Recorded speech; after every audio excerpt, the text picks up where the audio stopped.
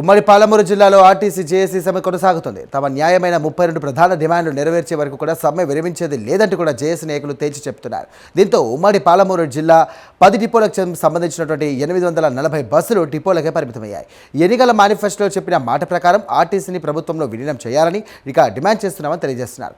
డిమాండ్ల పరిష్కారం జరిగే వరకు కూడా సమ్మెను విరమించేది లేదంటూ కూడా అంటున్న జేఏసీ నాయకులతో మా correspondent Harishankar face to face.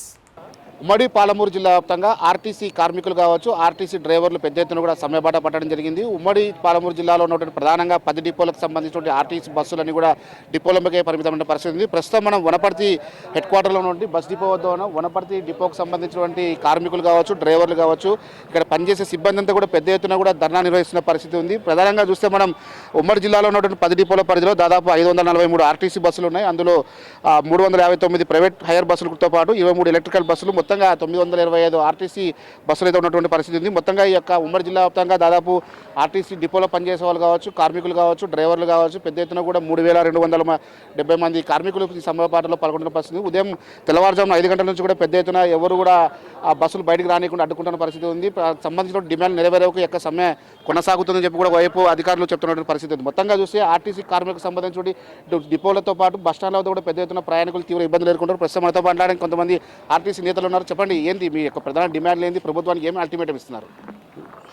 గతంలో చెప్పినటువంటి డిమాండ్లే ఈరోజు ఆర్టీసీ కార్మికులు పొందుపరిచి జేఏసీగా ఏర్పడి ప్రభుత్వానికి ఇవ్వడం జరిగింది. దీంట్లో ప్రభుత్వంలో విలీనము, యూనియన్లు, 21, 25 పే స్కేల్స్ ఇస్తామని ఎక్కడ మీటింగ్లైనా ఎక్కడైనా ఇప్పుడున్న మంత్రులు కానీ ఎమ్మెల్యేలు కానీ అందరూ చెప్పిన వాళ్ళే ఉన్నారు. మేము అదే ఈరోజు పెట్టిన డిమాండ్లు, ప్రధాన డిమాండ్లు అవే. మా ఆర్టీసీ ఏంటంటే ఆర్టీసీని కాపాడుకోవాలని మేము ఆడుకోవడమే మా తపన తప్ప మాకేదో పీఆర్సీ కావాలి, మా జీతభత్యాలే పెంచాలి అనే కోణంలో ఆలోచన చేయలేదు సార్. మేము ఒకటే పరిస్థితి, ఇలా మాకు జీవన పోరాటం, మాకు బతుకుదేరు ఇది ఆర్టీసీ అనేది. ప్రతి ఒక్కరికి మేము పనిచేస్తేనే ఈరోజు జీతభత్యాలు ఇచ్చేటువంటి పరిస్థితి ఉంది. అందుకొరకే మా బతుకు పోరాటం ఒకటే, ఆర్టీసీని రక్షించుకోవడానికి ఏదైతే గవర్నమెంట్ చెప్పిందో ప్రభుత్వంలో విలీనము, యూనియన్లు, పీఆర్సీ, ఇవే మా ప్రధాన డిమాండ్లు. వాళ్ళు చెప్పినవే, మేము ఏది కొత్తది అడగలే, వాళ్ళు ఏదైతే చెప్పిందో అవే డిమాండ్లు మేము పెట్టేయడం జరిగింది. అవే చేసి మనతో పాటు కొంతమంది మహిళా నేతలు ఉన్నారు, మహిళా కార్మికులు ఉన్నారు, వాళ్ళతో మాట్లాడే ప్రయత్నం చేద్దాం. మేడం చెప్పండి, ఏంటి మీకు ప్రధాన డిమాండ్ ఏంటి? ప్రధానంగా మీరు ప్రభుత్వానికి ఎటువంటి అల్టిమేటం ఇస్తున్నారు? నేను సునీతాబాయి, వనపర్తి డిపో కండక్టర్ను. మేము కోరింది ఏమీ లేదు. గవర్నమెంట్ గత ప్రభుత్వంలో చేసిన సగం పని గవర్నమెంట్ చేస్తా అన్నది, విలీనం చేస్తా అన్నది. మరి ఆ ఆశ ఇస్తే దీన్నే అడుగుతున్నాం. మేము అడగలేదు కదా. గత ప్రభుత్వం సగంలో వదిలేసింది. మేము గవర్నమెంట్ వస్తే ఆర్టీసీని ప్రభుత్వంలో విలీనం చేస్తా, మహిళలకు ఉచిత టికెట్ అన్నారు, తర్వాత పీఆర్సీ ఇస్తా అన్నారు. మరి వాళ్ళు ఇచ్చేదాన్నే అడుగుతున్నాం కానీ మేము మా సొంతంగా ఏం అడగటం లేదు. కానీ మహాలక్ష్మి వల్ల ఎన్నో ఇబ్బందులు పడుతున్నారు కండక్టర్లు. బస్సులలో 40 మంది 50 మంది ఎక్కే బస్సులలో 120 మంది ఎక్కుతున్నారు. ఎంత ఇబ్బంది పడి డ్యూటీలు చేస్తున్నాం మేము కండక్టర్లము. పని భారం పెరిగింది, కిలోమీటర్స్ పెంచుతున్నారు. ఎన్నో ఇబ్బందులు పడుతూ మేము ఆశతోనే ఉన్నాం. గవర్నమెంట్ మమ్మల్ని విలీనం చేస్తుంది, మాకు పీఆర్సీ ఇస్తుంది, ఆ గవర్నమెంట్ చేయలేని పని ఈ గవర్నమెంట్ చేస్తుంది అని మాకు ఆశలు చూపించినందుకు మేము చాలా సంతోషపడ్డాం. కానీ ఇలా చేయడం సబబు కాదు.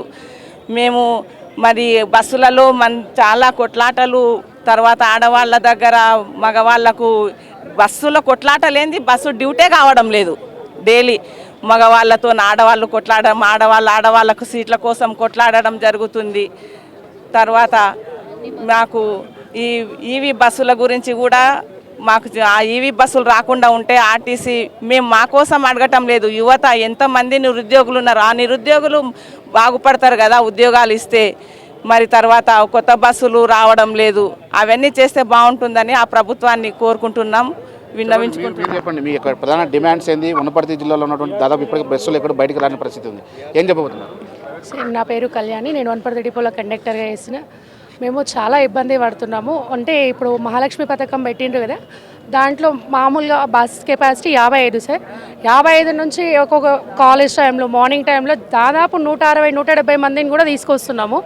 అయినా మేము ఇంత కష్టపడి ప్రభుత్వానికి మంచి పేరు తెస్తే ప్రభుత్వం మాత్రం మాకు అన్యాయం చేస్తుంది. మమ్మల్ని త్వరలోనే గవర్నమెంట్లో విలీనం చేసి మాకు వచ్చే పిఆర్సీలు ఎలక్ట్రికల్ బండ్లను మాకే అప్పచెప్పాలని కోరుకుంటున్నాం. సార్ మాకున్న షెడ్యూల్ కిలోమీటర్ల కన్నా మేము రెగ్యులర్గా ఎన్ని కిలోమీటర్లు ఎక్కువ చేస్తున్నామంటే సార్ మాకు రెగ్యులర్గా షెడ్యూల్ కిలోమీటర్లు 400 ఉన్నా మేము 550, 520 వరకు కూడా వేస్తున్నాము. ఇలాంటి వేధింపులు మమ్మల్ని తగ్గించి మాకు పని గంటలు తగ్గించాలని కోరుతున్నాం సార్. మహిళా కండక్టర్లకు, మహిళా ఉద్యోగులకు అందరికీ 8 గంటలు మాత్రమే డ్యూటీ పెట్టాలని కోరుకుంటున్నాం. ఇది మొత్తంగా చూస్తే ఉమ్మడి పాలమూరు జిల్లా వ్యాప్తంగా ప్రతి డిపో వద్ద సేమ్ సిచ్యువేషన్ కొనసాగుతున్నటువంటి పరిస్థితి ఉంది. దాదాపు డిపోలపై అన్ని బస్సులు కూడా పరిమితం కావడంతో ప్రయాణికులు అయితే ఒకవైపు ఇబ్బందులు ఎదుర్కొన్నప్పుడు కూడా ప్రభుత్వం వారికి ప్రత్యామ్నాయ ఏర్పాట్లు చేసినట్లు కూడా తెలుస్తుంది. మొత్తంగా ఆర్టీసీ కార్మికుల డిమాండ్లు పరిష్కారం అయ్యేంత వరకు ఈ యొక్క సమ్మె కొనసాగుతుందని చెప్పి వాళ్ళు అంతా కూడా హెచ్చరిస్తున్నటువంటి పరిస్థితి అయితే ఉంది. ఇది కూడా తాజా పరిస్థితి. కెమెరా పర్సన్ రాజశేఖర్తో హరిశంకర్, ప్రైమ్ 9 వనపర్తి నుండి.